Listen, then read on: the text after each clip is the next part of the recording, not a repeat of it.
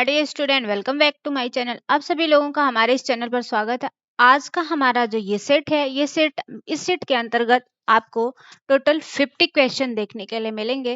That means आज जो हमारी क्लास होगी वो मैराथन के रूप में होगी। तो चलिए क्लास को शुरू करते हैं। क्वेश्चन नंबर फर्स्ट, शरीर के आंतरिक क्रियाओं को नियंत्रित करने वाले पदार्थ हैं। इसमें से कौन से ऐसे पदार्थ हैं जो हमारे शरीर में होने वाली जो आंतरिक क्रियाएं हैं उस आंतरिक क्रियाओं को नियंत्रित करते हैं? ए ऑप्शन वसा है, B option vitamin, C option phosphorus और डी ऑप्शन प्रोटीन। तो जो हमारे शरीर में होने वाली आंतरिक क्रियाएं हैं, इस आंतरिक क्रियाओं को नियंत्रित करने वाला जो पदार्थ होता है वह हमारा विटामिन होता है। कौन सा होता है? तो यह जो विटामिन होता है यह हमारे शरीर में होने वाले जो इंटरनल फंक्शन होते हैं, आंतरिक क्रियाएं, जैसे शरीर में कोशिकाओं का बनना, कोशिकाओं का टूटना, रक्त का अच्छी प्रकार से संचरण करना, इस प्रकार की जो क्रियाएं होती हैं, इन क्रियाओं को नियंत्रित करने में, इनको कंट्रोल करने में जो है आपका कौन सा पदार्थ आपका जो इम्पोर्टेंट रोल प्ले करता है वह आपका विटामिन है। नेक्स्ट क्वेश्चन है question number second. Herring, mackerel, salmon तथा सार्डिन मछलियों में पाए जाते हैं। हेरिंग, मैकरल और सार्डिन मछलियां, साल्मन तथा सार्डिन मछलियां हैं। इन मछलियों में कौन सा विटामिन उपस्थित होता है? Vitamin A, vitamin B, vitamin C, vitamin E. Herring, mackerel व साल्मन तथा सार्डिन मछलियों में जो आपका विटामिन उपस्थित होता है वह विटामिन ई उपस्थित होता है। इसमें जो आपका आंसर सही होगा option number D is the correct option. Vitamin E जो है इसमें उपस्थित होता है। ठीक है। और यह क्या करता है? विटामिन ई जो जनन क्षमता होती है, इसीलिए इसे एंटी स्टेरिलिटी विटामिन के नाम से जाना जाता है। यह जनन क्षमता के लिए जिम्मेदार होता है। अगर इस विटामिन की कमी हो जाती है तो व्यक्ति में जनन क्षमता जो होती है वही प्रभावित होती है। इसका जो आंसर सही है option number D. Next question, question number 3। Doctor M Swaminathan द्वारा निम्नलिखित में से कौन खाद्य वर्ग की अनुशंसा की गई थी? मतलब इसमें कितने खाद्य वर्ग की अनुशंसा जो है डॉक्टर एम एस स्वामीनाथन के द्वारा की गई थी? 4 खाद्य वर्ग की, 5 खाद्य वर्ग की, 7 खाद्य वर्ग की या 11 खाद्य वर्ग की? तो डॉक्टर एम एस स्वामीनाथन द्वारा जो खाद्य वर्ग की अनुशंसा की गई थी वह खाद्य वर्ग आपका था 11। तो इसका जो ऑप्शन चाहिए option number D is the correct option. 11 खाद्य वर्ग की इन्होंने अनुशंसा की थी। Next question, question number 4। त्वचा झुर्रियों युक्त एवं उसका रंग पीला होना लक्षण प्रदर्शित करता है। त्वचा झुर्रियों युक्त हो जाती है और उसका रंग जो होता है वो पीला हो जाता है। इसमें से किस लक्षण को प्रदर्शित करेगा? कुपोषण को, अल्पपोषण को, गरिष्ठ भोजन को या कोई नहीं? तो त्वचा झुर्रियों युक्त हो जाती है और उसका रंग जो है वो पीला हो जाता है। इस प्रकार के जो लक्षण देखने के लिए मिलते हैं वह कुपोषण के अंतर्गत आता है। किसमें? कुपोषण में इस प्रकार के लक्षण जो है देखने के लिए मिलते हैं। जो इससे प्रभावित जो व्यक्ति होता है वह क्या है? पूरी तरह से कमजोर हो जाता है। किसी भी चीज की अधिक मात्रा या कम मात्रा का जब हम सेवन करते हैं तो वही जो है आपकी स्थिति दोनों स्थितियों में, अधिकता और कमी, इन दोनों स्थितियों में जो है वो कुपोषण देखने के लिए मिलता है। इसका आंसर जो सही होगा option number a is the correct option. Next question, question number 5। दूध तथा दूध से निर्मित भोज्य पदार्थ मांस, मछली, अंडा, दालें, चना, सोयाबीन, सूखा, सेम, मटर, मूंगफली, तिलहन, अनाज एवं मेवे आदि होते हैं। शरीर निर्माणक भोज्य पदार्थ, ऊर्जादायक भोज्य पदार्थ, सुरक्षात्मक भोज्य पदार्थ, उपरोक्त में से कोई नहीं। दूध तथा दूध से निर्मित भोज्य पदार्थ मांस है, मछली है, अंडा है, दालें हैं, चना है, सोयाबीन है, सूखा सेम है, मटर है, मूंगफली है, तिलहन है, अनाज है और मेवे। ये सब किसके अंतर्गत आते हैं? शरीर निर्माणक भोज्य पदार्थ, ऊर्जादायक भोज्य पदार्थ, सुरक्षात्मक भोज्य पदार्थ या उपरोक्त में से कोई नहीं। तो ये जो आपके हैं शरीर निर्माणात्मक भोज्य पदार्थ के अंतर्गत आते हैं। इससे शरीर का निर्माण होता है क्योंकि इसमें जो है प्रोटीन की अच्छी खासी मात्रा देखने के लिए मिलती है। जो जानता जगत से हमें जितने भी आपके पदार्थ प्राप्त होते हैं उसमें प्रोटीन की अच्छी खासी मात्रा होती है और प्रोटीन जो है वो हमारे शरीर में निर्माणक कार्य के रूप में कार्य करता है, मतलब शरीर में हमारे जो तंतुओं का निर्माण होता है, जो हमारे सेल्स कोशिकाओं का निर्माण होता है, इन सब के निर्माण के लिए जो पदार्थ आपका जिम्मेदार होता है वो प्रोटीन ही होता है। इसका जो आंसर सही होगा ऑप्शन नंबर ए। नेक्स्ट क्वेश्चन, क्वेश्चन नंबर 6, जल द्वारा पकाने की विधि को कितने भागों में बांटा गया है? जल द्वारा जब हम किसी पदार्थ को जल के माध्यम से पकाते हैं तो उसे कितने तरह से हम पका सकते हैं? उबालना तथा धीमी आग पर पकाना, उबालना और धीरे धीरे उबालना, उबालना और धीमी आग पर पकाना, या कोई नहीं। ठीक है, तो जल द्वारा पकाने की जो विधियां है इसको बांटा गया है, मतलब उबालना तथा धीमी आग पर पकाना। ठीक है, उबालना, धीरे धीरे उबालना, इसमें थोड़ा सा छूट गया है, तो यहाँ पर उबालना तथा धीरे धीरे उबालना और धीमी आग पर पकाना, यहाँ धीरे धीरे उबालना भी होगा। ठीक है, थोड़ा सा छूट गया है, तो उसके लिए यहाँ आपका जो उबालने की विधियों के अंतर्गत आता है, तो उबालने की विधियों के अंतर्गत जो आएगा वह आपका क्या आता है, तो उबालना और धीरे धीरे उबालना दोनों आता है इसके अंतर्गत। ठीक है, तो इसका जो आंसर सही होगा, अब वैसे तो इसमें थोड़ा सा मिस्टेक है, तो इस वजह से ये तो आंसर करेक्ट नहीं होगा, बट जो होगा वो आपका इसमें यहाँ तक तो सही है, उबालना, और इसी में सिर्फ छूटा है धीरे धीरे उबालना तथा धीमी आग पर पकाना, यही वाला जो आंसर है वो आपका सही होगा। इसमें धीरे धीरे उबालना जो है वो छूट गया है, थोड़ा सा मिसप्रिंट हो गया है।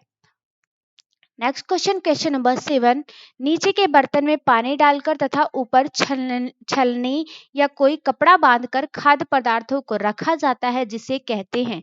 नीचे के बर्तन में जब हम कोई पानी डालते हैं और ऊपर छलनी या कोई कपड़ा बांधकर खाद्य पदार्थ को रखते हैं, तो उसे वाष्प द्वारा पकाने की प्रत्यक्ष विधि कहते हैं, वाष्प द्वारा पकाने की अप्रत्यक्ष विधि कहते हैं, जल द्वारा पकाने की प्रत्यक्ष विधि कहते हैं, या जल द्वारा पकाने की अप्रत्यक्ष विधि कहते हैं। तो नीचे के बर्तन में जब पानी डालकर ऊपर छलनी या कोई कपड़ा बांधकर खाद्य पदार्थों को रखा जाता है, तो इसे क्या कहते हैं? वाष्प द्वारा पकाने की प्रत्यक्ष विधि। इसे क्या कहा जाता है? तो वाष्प द्वारा पकाने की प्रत्यक्ष विधि के नाम से इसे जाना जाता है, क्योंकि जब हम किसी भी चीज को भाप के माध्यम से पकाते हैं तो वह क्या है? प्रत्यक्ष विधि है, पानी तो है उसमें, बट वो क्या है? प्रत्यक्ष विधि के अंतर्गत आती है। कुछ लोगों को कंफ्यूजन होता होगा कि ये अप्रत्यक्ष विधि होगी, नहीं, वो जो होती है वो प्रत्यक्ष विधि के अंतर्गत आता है। इसका जो ऑप्शन सही होगा, option number a is the correct option. Next question, question number 8, प्राणिज भोज्य पदार्थों और वनस्पति भोज्य पदार्थों द्वारा प्राप्त होता है। प्राणिज और वनस्पति दोनों जगत से इसमें से क्या प्राप्त हमको होता है? खनिज लवण, वसा, प्रोटीन, विटामिन। ठीक है, क्या है? दोनों जगत से हमें निम्न में से क्या प्राप्त होता है? तो खनिज लवण, ये तो हमें उतना प्राप्त सिर्फ और सिर्फ क्या है? वनस्पति जगत से ही प्राप्त होता है, मतलब पाया जाता है कुछ मात्रा में, बट सबसे ज्यादा जो हमें प्राप्त होता है वह आपका क्या है? प्रोटीन की प्राप्ति होती है। किसकी? तो जो आपकी प्रोटीन होती है इसकी प्राप्ति जो है प्राणिज और वनस्पति दोनों जगत से प्राप्त होती है। जैसे हम जानता जगत से भी प्रोटीन को प्राप्त करते हैं, वनस्पति जगत से भी हमें प्रोटीन की अच्छी खासी मात्रा प्राप्त होती है। इसका आंसर सी सही होगा। नेक्स्ट क्वेश्चन, क्वेश्चन नंबर 9, बोतलों द्वारा फलों के संरक्षण के लिए आवश्यक नहीं है। बोतलों द्वारा फलों के संरक्षण के लिए इसमें से क्या आवश्यक नहीं है?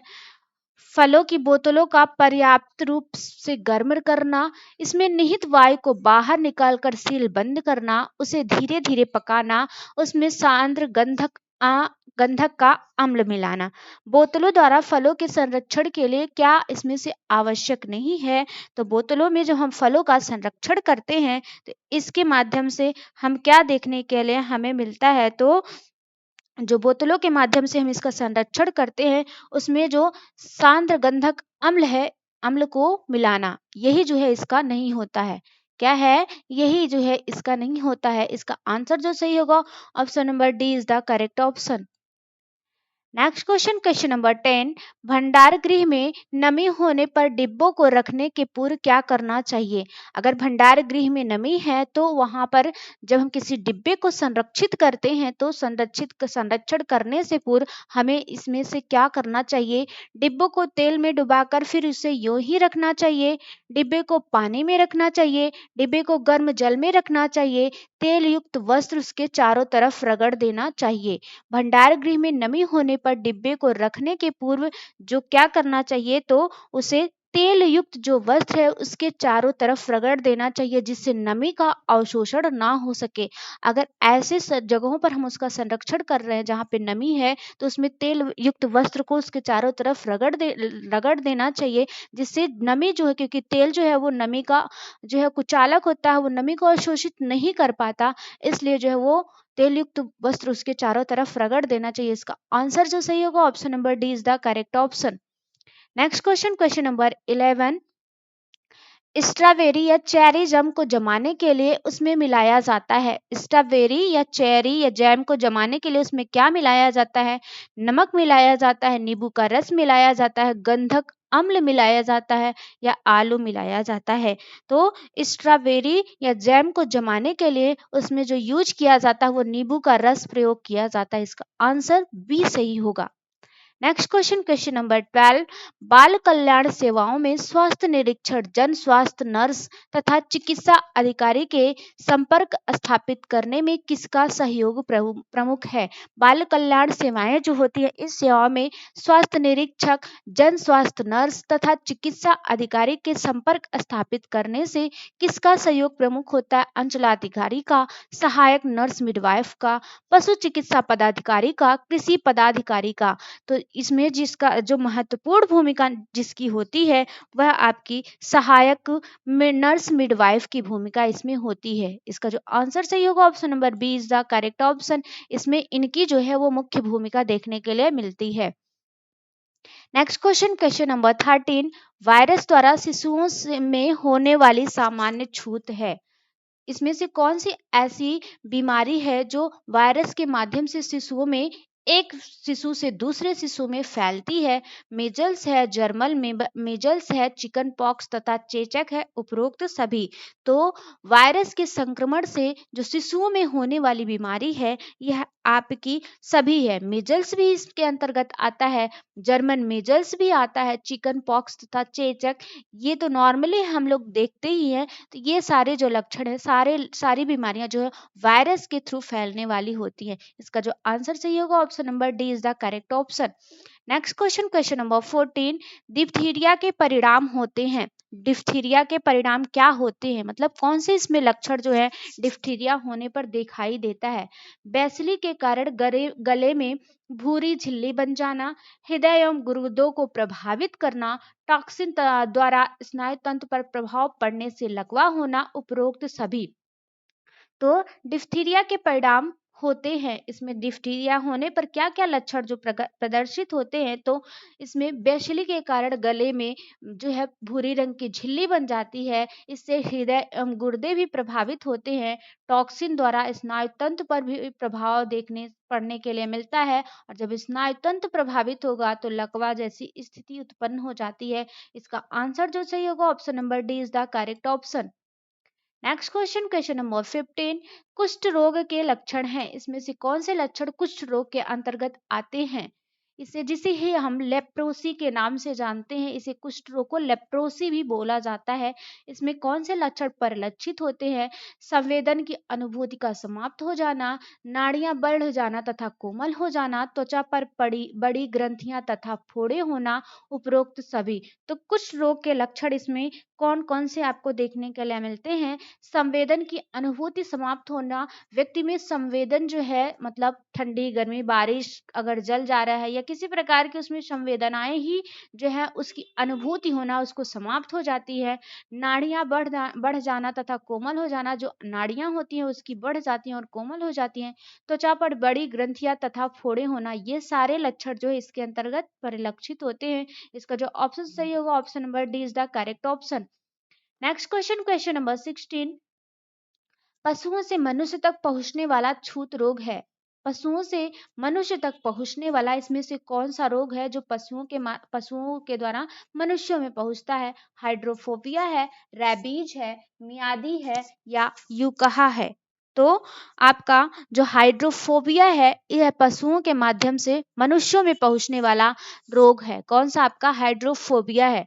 आप लोगों को थोड़ा सा कंफ्यूजन होगा कि रेबीज क्यों नहीं होगा, तो रेबीज ये वायरस है, ये रोग नहीं है। हाइड्रोफोबिया आपका जो होता है इसी रेबीज वायरस के संक्रमण से जो है आपका हाइड्रोफोबिया हो जाता है। इसमें व्यक्ति को पानी से डर लगने लगता है, क्योंकि जो गले की झिल्लियां होती हैं उस गले की झिल्लियों को निगलने में या किसी भी पदार्थ को निगलने में काफी दिक्कत हो जाती है, इसलिए व्यक्ति को पानी से जो है वो डर लगने लगता है। निगलने की जो प्रक्रिया है वही आपकी बाधित हो जाती है, तो इस कारण जो है व्यक्ति को इससे डर लगता है।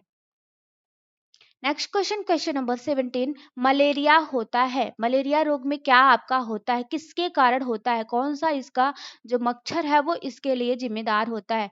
मादा एनाफिलीज मच्छर के काटने से, नर एनाफिलीज मच्छर के काटने से, क्यूलेक्स मच्छर के काटने से, उपरोक्त में से कोई नहीं। तो मलेरिया जो होता है वो मलेरिया किससे होता है? तो मादा एनाफिलीज जो मच्छर है इसके काटने से यह रोग आपका होता है। नेक्स्ट क्वेश्चन, क्वेश्चन नंबर 18, निम्नलिखित में से कौन सा आहारी चिकित्सा का उद्देश्य है? इसमें से कौन सा जो है आपका आहारी चिकित्सा के उद्देश्य के अंतर्गत आता है? पाचन तंत्र के कष्टों को देखते हुए सरल, सौम्य तथा सुपाच्य आहार प्रदान करना, रुग्णावस्था में भी उच्च पोषक स्तर की निरंतर आपूर्ति करना, शरीर के प्रभावित अंगों को पर्याप्त विश्राम प्रदान करना, इनमें से सभी। तो निम्नलिखित में से कौन सा आहारी चिकित्सा का उद्देश्य है? तो आहारी चिकित्सा के उद्देश्य की बात करें तो क्या है, इसके अंतर्गत जो आपका आता है सभी आएगा, उपरोक्त सभी इसके अंतर्गत आएंगे। पाचन तंत्र के कष्टों को देखते हुए सरल, सौम्य तथा सुपाच्य आहार प्रदान करना। अगर पाचन संस्थान में किसी भी प्रकार की कोई दिक्कत है, कोई परेशानी है, तो व्यक्ति को सरल मतलब एकदम तरल पदार्थ, सुपाच्य ऐसा आहार जो उसे आसानी से डाइजेस्ट हो सके, उसे आसानी से पच सके, ऐसा आहार जो है वो रिकमेंड किया जाता है। रुग्णावस्था में भी उच्च पोषक स्तर की निरंतर आपूर्ति करना। अगर व्यक्ति रोगी है तो उसे उच्च पोषक स्तर मतलब हाई बायोलॉजिकल प्रोटीन जो है न्यूट्रिएंट्स की आवश्यकता की उसकी पूर्ति करना, ये भी नितांत आवश्यक है। शरीर के प्रभावित अंगों को पर्याप्त विश्राम देना। अगर शरीर में किसी भी कोई भी अंग अगर प्रभावित हो गया है तो उसको पर्याप्त मात्रा में रेस्ट देना, ये भी नितांत आवश्यक होता है। तो इसका जो आंसर सही होगा option number D is the correct option. सभी बिल्कुल सही आंसर हैं। नेक्स्ट क्वेश्चन, हाँ, उच्च प्रोटीन युक्त आहार में प्रतिदिन प्रोटीन देना चाहिए। अगर व्यक्ति उच्च प्रोटीन युक्त आहार ग्रहण कर रहा है तो उसमें जैसे व्यक्ति जल गया, ठीक है, अगर उसमें किसी प्रकार की कोई दिक्कत हो गई है तो इस आहार में आपको उच्च प्रोटीन युक्त आहार रिकमेंड किया जाता है। तो उच्च प्रोटीन युक्त आहार में प्रतिदिन कितनी प्रोटीन की मात्रा देनी चाहिए? 50 से 100 ग्राम, 100 से 125 ग्राम, 200 से 300 ग्राम या 300 से 350 ग्राम। तो यह जो मात्रा आपकी रिकमेंड की जाती है वो आपकी कितनी? तो 200 से 300 ग्राम मात्रा रिकमेंड की जाती है। इसका जो आंसर सही होगा option number C is the correct answer. Question number 20, ज्वर से पीड़ित वयस्क व्यक्ति के आहार में कितनी कैलोरी देनी चाहिए? व्यक्ति कैसा है तो ज्वर से पीड़ित है और व्यक्ति वयस्क है, इसके आहार में जो है कितनी मात्रा कैलोरी की देनी चाहिए? 3000, 2700, 2500, 2000, 300, 3000, 2700, 2500, 2000, कितनी मात्रा इसे रिकमेंड करनी चाहिए? तो ज्वर की स्थिति में जो मात्रा रिकमेंड करनी चाहिए ये 27 कैलोरी ऊर्जा उसे प्रदान करनी चाहिए। इसका जो आंसर सही होगा ऑप्शन नंबर डी, क्योंकि इस समय जो है व्यक्ति को हाई कैलोरी की जरूरत होती है, इसलिए इसे इतनी मात्रा जो है वो रिकमेंड करनी चाहिए। नेक्स्ट क्वेश्चन, क्वेश्चन नंबर 21, अर्धसूत्री कोशिका विभाजन होते हैं। अर्धसूत्री कोशिका विभाजन होते हैं किसमें? मानव शरीर के प्रजनन तंत्र से में, मानव शरीर के प्रजनन तंत्र के अतिरिक्त भाग में, दांत में या किसी में नहीं। तो जो आपके अर्धसूत्री कोशिका विभाजन देखने के लिए मिलता है तो मानव शरीर का जो रिप्रोडक्शन पार्ट्स होता है, मानव शरीर का जो प्रजनन अंग होता है उसमें इस प्रकार के लक्षण, इस प्रकार का जो विभाजन है वो होता है। इसका जो आंसर सही होगा option number a is the correct option. Next question number 22, मस्तिष्क तथा रीढ़ रज्जु में पाई जाने वाली ऊर्जा कहलाती है। मस्तिष्क और जो हमारी रीढ़ रज्जु होती है, बोन मैरो होती है, इस बोन मैरो में पाई जाने वाली जो आपकी ऊर्जा है उसे किस नाम से जाना जाता है? स्नायु ऊतक कहा जाता है, ऐच्छिक कहा जाता है, पेशीय कहा जाता है या उपकला कहा जाता है? तो क्वेश्चन नंबर 22 का आंसर जो सही होगा ये क्या है, इसे किस नाम से जाना जाता है? तो इसे स्नायु ऊतक के नाम से जाना जाता है। इसका आंसर जो सही होगा option number a is the correct option. Next question number 23, अस्थि पंजर के कौन प्रमुख भाग नहीं है? इसमें अस्थि पंजर का कौन सा प्रमुख भाग नहीं है? सिर है, धड़ है, अग्रांग है या रक्त है? तो अस्थि पंजर के कौन सा भाग जो है वो इसमें से प्रमुख नहीं है? सिर, धड़, अग्रांग या रक्त? तो क्वेश्चन नंबर 23 का आंसर क्या सही होगा? इसका जो आंसर सही होगा जो है वो रक्त कण। ठीक है, क्या आपके तो जो रक्त कण है ये इसके भाग नहीं है। ठीक है, जो रक्त कण है वह रक्त कण जो है इसका भाग नहीं है। तो इसका जो आंसर सही होगा option number D is the correct answer. इसका आंसर डी बिल्कुल करेक्ट है। नेक्स्ट क्वेश्चन नंबर 24, मेरुदंड कोष पसलियां तथा उरोस्थि हैं। मेरुदंड कोष पसलियां और उरोस्थि किसके एग्जाम्पल हैं? खोपड़ी के, ये किसके भाग हैं? खोपड़ी के, धड़ की अस्थियों के, हाथ पांव की अस्थियों के या कोई भी नहीं? तो मेरुदंड, कोष पसलियां और उरोस्थि जो ये आपके भाग हैं ये किसके हैं? जो हमारे धड़ की अस्थियां होती हैं इसके भाग हैं। इसका जो आंसर सही होगा option number B is the correct option. Next question number 25, स्वस्थ शरीर में स्वस्थ शरीर में पेशियां सदा ही थोड़ी कसावट की स्थिति में रहती हैं ताकि प्रत्येक क्रिया के लिए तत्पर रहें। यह तत्परता कहलाती है। जो मानव का स्वस्थ जो व्यक्ति स्वस्थ होता है उसमें उसकी जो मांसपेशियां होती हैं थोड़ी कसावट की स्थिति में होती हैं ताकि व्यक्ति किसी भी कार्य को करने के लिए हमेशा तत्पर रहे। पुट्ठे की मांसपेशियां मसल टोन, अल्ना टोन या इनमें से कोई नहीं? तो कौन सी मांसपेशियां जो है वो थोड़ी कसावट की स्थिति में होती हैं? तो यह जो मांसपेशियां आपकी कसावट की स्थिति में देखने के लिए होती हैं, मसल टोन जो आपकी होती है, मांसपेशियों की जो आपकी हड्डियां पेशियां होती हैं वो आपकी जो है वो इसके लिए तत्पर होती हैं। नेक्स्ट क्वेश्चन नंबर 26, वैसी पेशियां जो नितंब का मांसल भाग बनाती हैं तथा फीमर से जुड़कर नितंब जोड़ का फैलाव करती हैं वे कहलाती हैं। वैसी पेशियां जो नितंब का मांसल भाग बनाती हैं तथा फीमर से जुड़कर नितंब जोड़ का फैलाव करती हैं। किससे जुड़ती हैं? तो फीमर से ज्वाइंट होती हैं और जो नितंब का जोड़ होता है उसका फैलाव करती हैं। ट्राइसेप्स है, बाइसेप्स है, ग्लूटियल है, हैम स्ट्रिंग है। इसका आंसर क्या सही होगा? क्वेश्चन नंबर 26 का क्या आंसर सही होगा? तो इसका जो आंसर सही होगा ऑप्शन नंबर इसमें से कौन सी आपकी होती है? तो जो ट्राइसेप्स होती हैं यह आपकी नितंब का मांसल भाग बनाती हैं तथा फीमर से जुड़कर नितंब जोड़ का भी फैलाव करती हैं। इसका आंसर जो सही होगा ऑप्शन नंबर ए ट्राइसेप्स होता है। नेक्स्ट क्वेश्चन नंबर 27, पसलियों के बीच में स्थित जो पेशियां उसे स्वास्थ्य के लिए ऊपर उठाती हैं वह कहलाती हैं। पसलियों के बीच में जो पेशियां उपस्थित होती हैं उसे स्वास्थ्य के लिए ऊपर उठाती हैं वह क्या कहलाती हैं? इंटरकोस्टल कहलाती हैं, मध्यपट होता है या अनुप्रस्थ पेशी होती है या कोई नहीं होता है? इसका जो आंसर सही होगा इसका आंसर आपका इंटरकोस्टल पेशियां होती हैं। कौन सी पेशियां? तो इंटरकोस्टल जो पेशियां होती हैं ये पसलियों के बीच में स्थित होती हैं जो उसे श्वसन के लिए ऊपर उठाती हैं। श्वसन की प्रक्रिया होती है तो हमारा हार्ट जो है एक बार ऊपर उठता है फिर नीचे बैठता है, फिर मतलब जिसमें सिस्टोलिक और डायस्टोलिक की जो प्रोसेस होती है वही सिस्टोलिक और डायस्टोलिक प्रोसेस को करने के लिए जो इंटरकोस्टल की पेशियां होती हैं ये हमारे हृदय को ऊपर और नीचे करती रहती हैं। नेक्स्ट क्वेश्चन, प्रति घन मिलीलीटर रक्त में लाल रक्त कणों की संख्या होती है 50 लाख, 50 करोड़, 5 लाख या इनमें से कोई नहीं? तो इसका जो आंसर सही होगा option number a is the correct option. 50 lakh जो है इसका आंसर बिल्कुल सही होगा। नेक्स्ट क्वेश्चन नंबर 29, रक्त पट्टिकाओं का कार्य होता है। जो रक्त पट्टिकाएं होती हैं, इन रक्त पट्टिकाओं का कार्य क्या होता है? चोट लगने पर रक्त को जमाना, चोट लगने पर दर्द होना, स्पर्श करने पर गुदगुदी होना या पसीना निकलना। तो रक्त पट्टिकाओं का जो कार्य होता है, चोट लगने पर ये रक्त को जमाने का कार्य करती हैं, ब्लड को क्लॉटिंग करने का कार्य जो है वो करती हैं। कौन? आपकी रक्त पट्टिकाएं। इसका आंसर ए बिल्कुल सही है।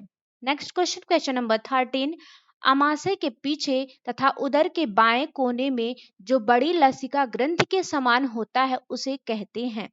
अमाशय जो होता है और हमारा उसके अमाशय के पीछे, मतलब जो हमारा स्टमच होता है उसके पीछे, और जो उदर होता है उदर के बाएं कोने में एक बड़ी लसिका ग्रंथि पाई जाती है, उसे क्या कहते हैं? तिल्ली कहते हैं, अमाशय कहते हैं, यकृत कहते हैं, या कोई नहीं।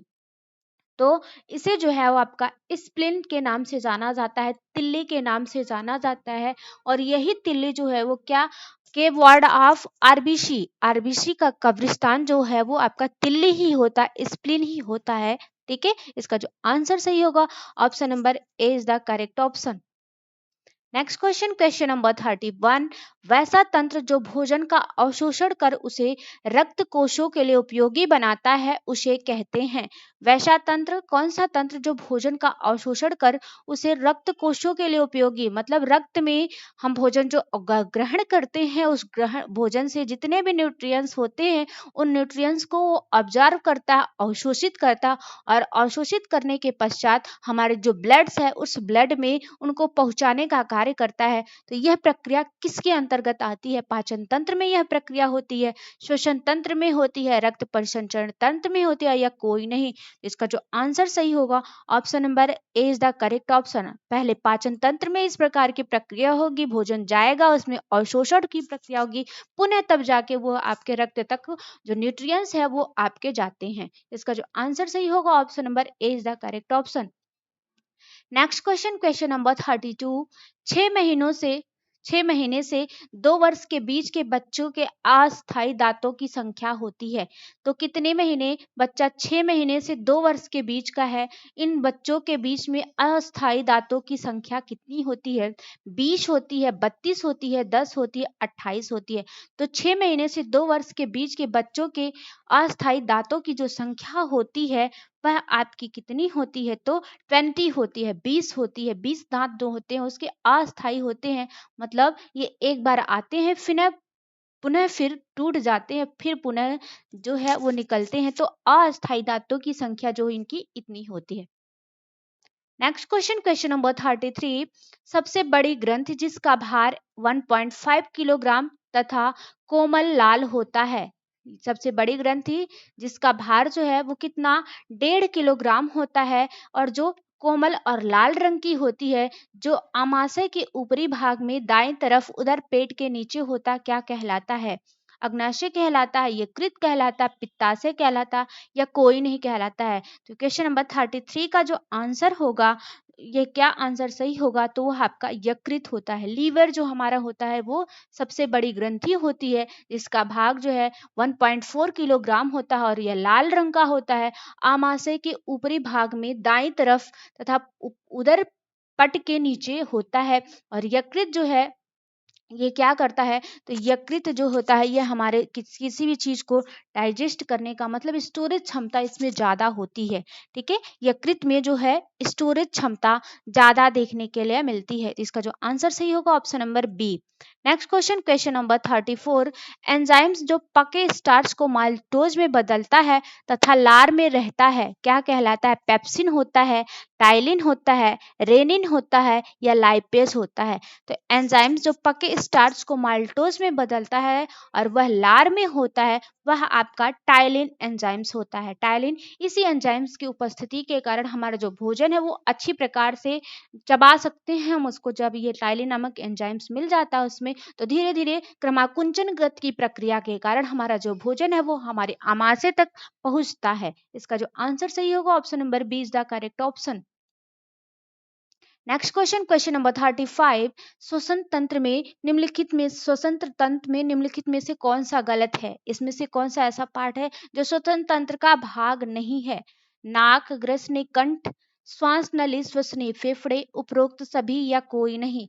तो श्वसन तंत्र में आपका जो है कौन सा इसका भाग नहीं है? इसका जो आंसर सही होगा ऑप्शन नंबर कौन सा गलत है? तो सभी जो है इसके उपरोक्त सभी जो इसके गलत हैं। नाक, ग्रसनी, कंठ, ये क्या है आपके श्वसन कंठ से तो हम क्या है ग्रसनी कंठ से तो हम सांस लेते नहीं। ग्रसनी जो है ये हमारा आहार को ग्रहण करने वाला भाग है। ठीक है, श्वास नली, श्वसनीय फेफड़े, फेफड़े, श्वास नली और श्वसनीय फेफड़े उपरोक्त सभी, इसका जो आंसर सही होगा option number C. Next question, श्वसन की क्रिया 1 मिनट में होती है। जो श्वसन की क्रिया होती है वह 1 मिनट में कितने बार होती है? 72 बार, 18 बार, 50 बार या कोई नहीं? तो श्वसन की क्रिया जो 1 मिनट में होती है वह आपकी कितनी होती है? 18 बार होती है।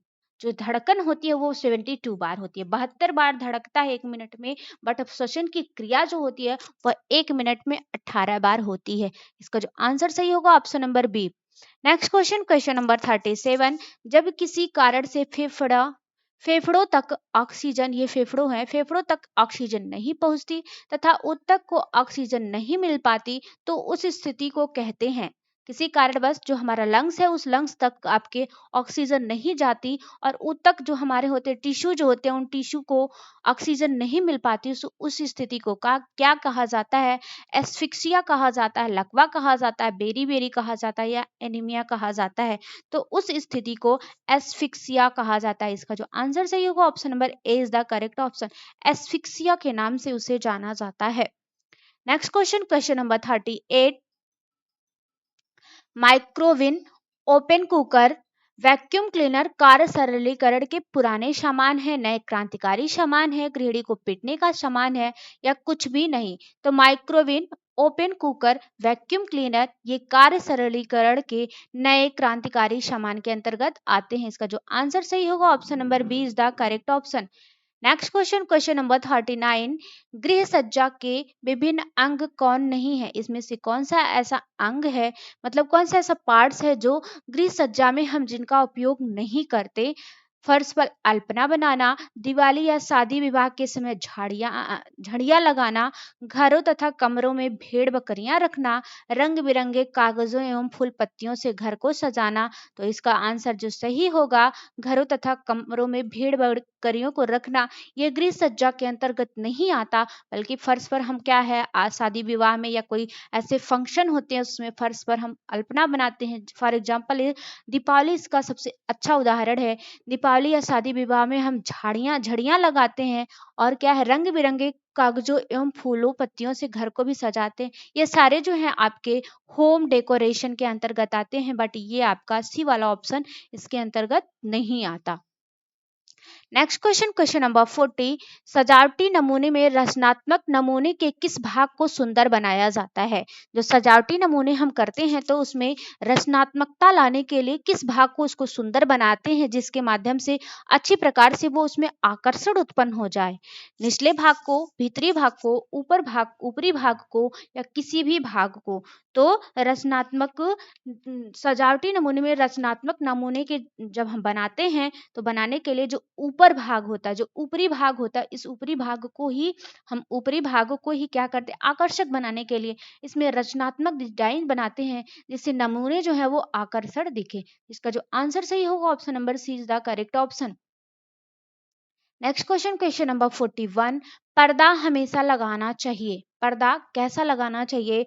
मोटा तथा पूरे दरवाजे एवं खिड़कियों पर, पतला एवं आधे दरवाजे एवं खिड़कियों पर, पतला एवं पूरे दरवाजे एवं खिड़कियों पर, किसी भी तरह से? तो पर्दा हमेशा जो लगाना चाहिए वो पर्दा हमेशा मोटा तथा पूरे दरवाजे एवं खिड़कियों पर लगाना चाहिए। इसका जो ऑप्शन सही होगा option number a is the correct option. मोटा और पूरे दरवाजे एवं खिड़कियों पर लगाना चाहिए।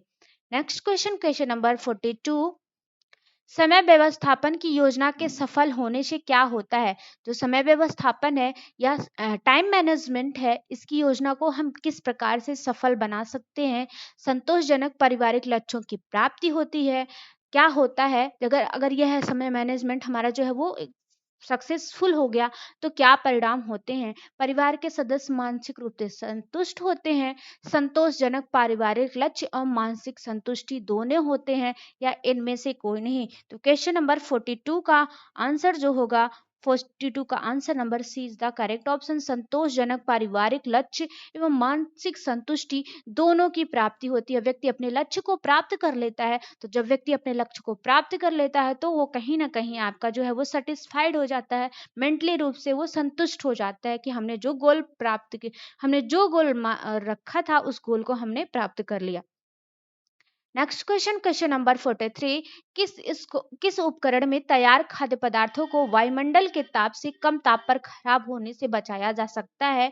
किस उपकरण में, ऐसा कौन सा इसमें उपकरण है जिसमें खाद्य पदार्थों को वायुमंडल के ताप से कम करके कम ताप पर रख कर उसे बचाया जा सकता है? रेफ्रिजरेटर है, कुकर्स है, स्टोव है या कोई भी नहीं?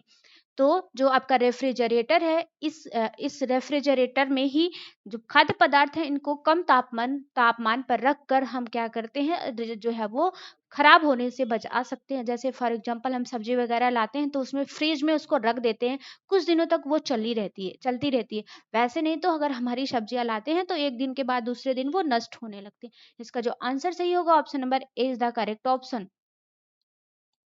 नेक्स्ट क्वेश्चन, क्वेश्चन नंबर 44, अपने परिवार, समाज तथा राष्ट्र हित हेतु अपनी क्षमताओं का संपूर्ण उपयोग कर मानव जाति का कल्याण कर सकता है।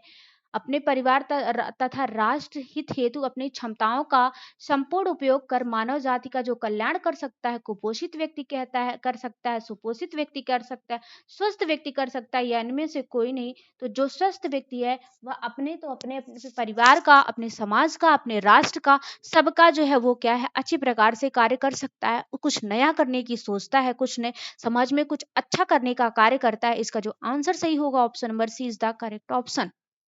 नेक्स्ट क्वेश्चन, क्वेश्चन नंबर 45, विभिन्न स्वयंसेवी संस्थाएं सामुदायिक स्वास्थ्य उत्थान हेतु कौन कौन कार्यरत हैं? विभिन्न स्वयंसेवी संस्थाएं सामुदायिक स्वास्थ्य के उत्थान के लिए जो कार्यरत होती हैं वो कौन कौन सी हैं?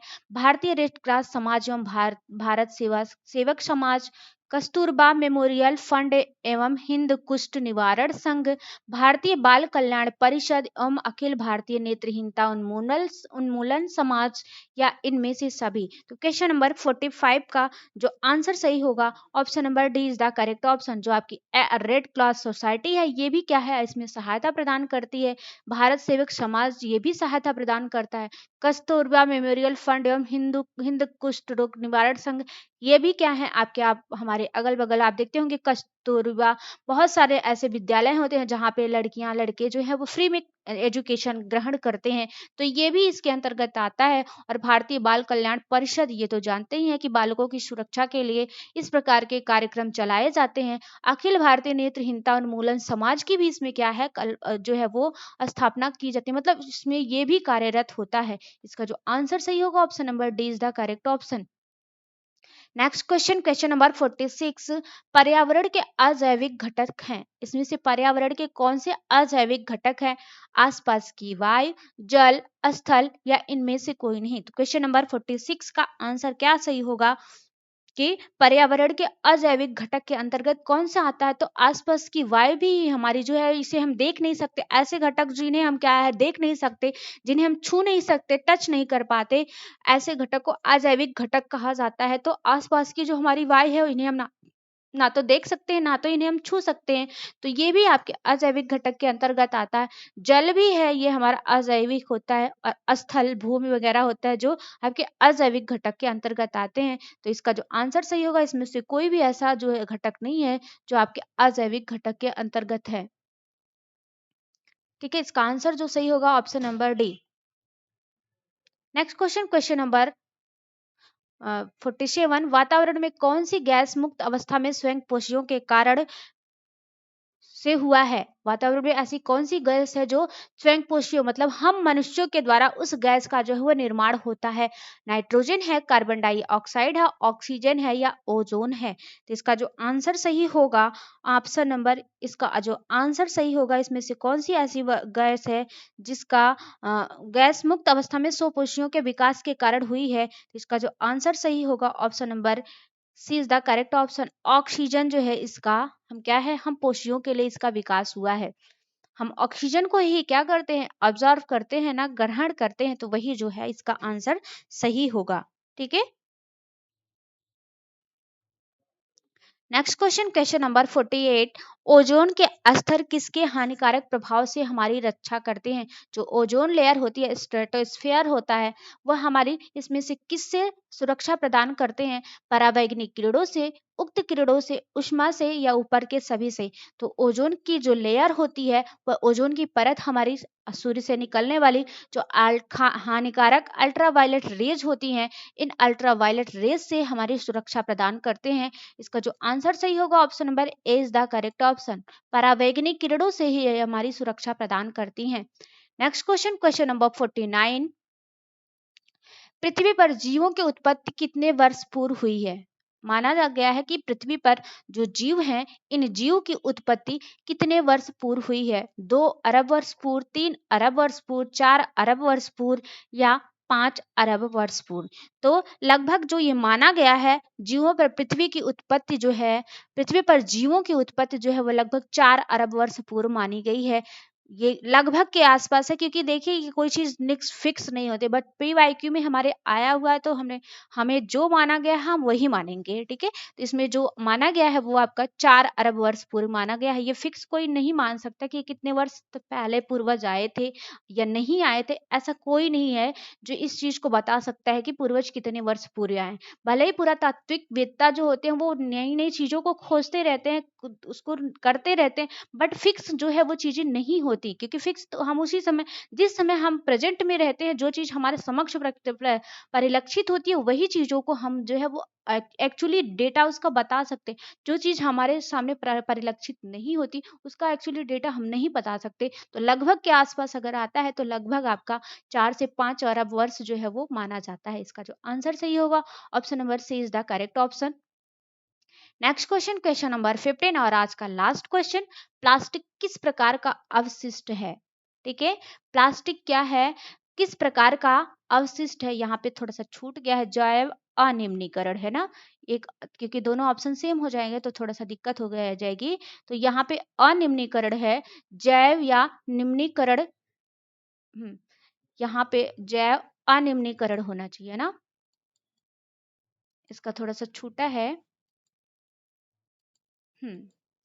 तो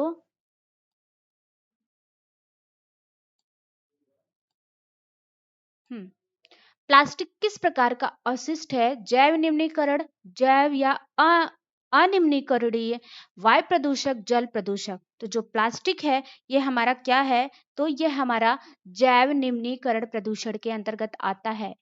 जैव या निम्नीकरण, कहीं कहीं पे जैव या निम्नीकरण प्रदूषण भी दिया जाता है, या जैव निम्नीकरण प्रदूषण के अंतर्गत आता है। एक तो ये जैविक जैव है, और ऊपर से जो है आपका निम्नीकरण प्रदूषण है, तो जैव निम्नीकरण प्रदूषण के अंतर्गत आता है। तो ये रहा हमारा आज का टोटल 50 क्वेश्चन का मैराथन। नेक्स्ट सेशन में फिर आपका ऐसे ही, जब हमको टाइम मिलेगा, हम ऐसे नए नए PYQ जो है आपकी मैराथन लेके आएंगे। तब तक के लिए thank you so much, thank you so much for watching this video.